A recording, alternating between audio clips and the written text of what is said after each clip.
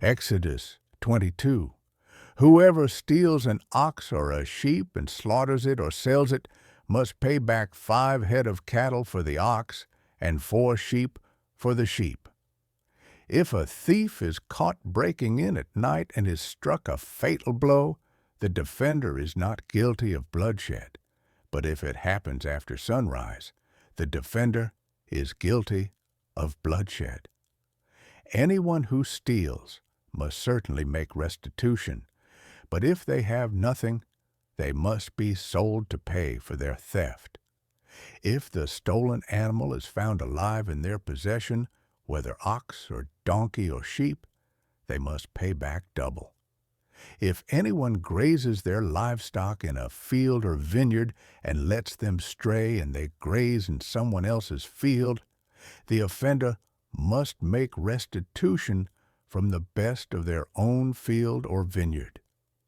If a fire breaks out and spreads into thorn bushes, so that it burns shocks of grain or standing grain or the whole field, the one who started the fire must make restitution.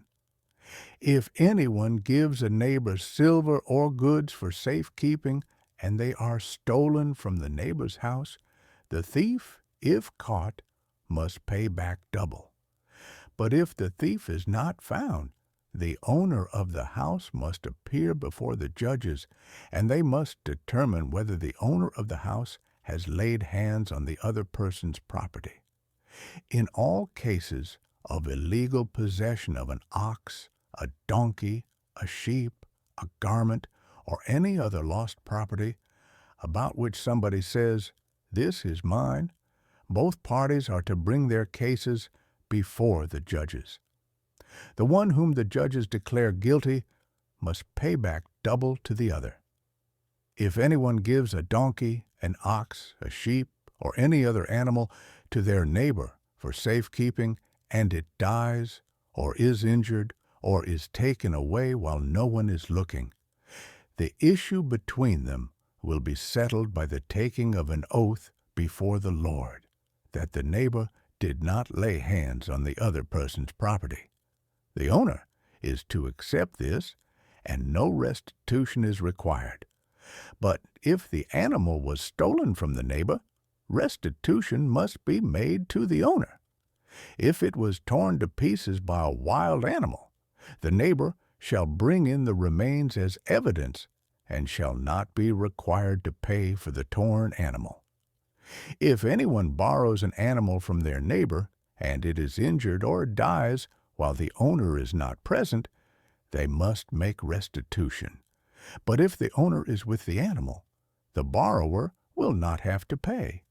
If the animal was hired, the money paid for the hire covers the loss. If a man seduces a virgin who is not pledged to be married and sleeps with her, he must pay the bride price, and she shall be his wife. If her father absolutely refuses to give her to him, he must still pay the bride price for virgins. Do not allow a sorceress to live. Anyone who has sexual relations with an animal is to be put to death. Whoever sacrifices to any god other than the Lord must be destroyed. Do not mistreat or oppress a foreigner, for you were foreigners in Egypt. Do not take advantage of the widow or the fatherless. If you do, and they cry out to me, I will certainly hear their cry. My anger will be aroused, and I will kill you with the sword. Your wives will become widows, and your children fatherless. If you lend money to one of my people among you who is needy, do not treat it like a business deal. Charge no interest.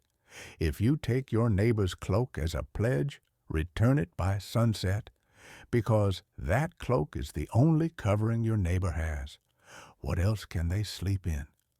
When they cry out to me, I will hear, for I am compassionate. Do not blaspheme God or curse the ruler of your people. Do not hold back offerings from your granaries or your vats. You must give me the firstborn of your sons. Do the same with your cattle and your sheep. Let them stay with their mothers for 7 days, but give them to me on the 8th day. You are to be my holy people, so do not eat the meat of an animal torn by wild beasts. Throw it to the dogs.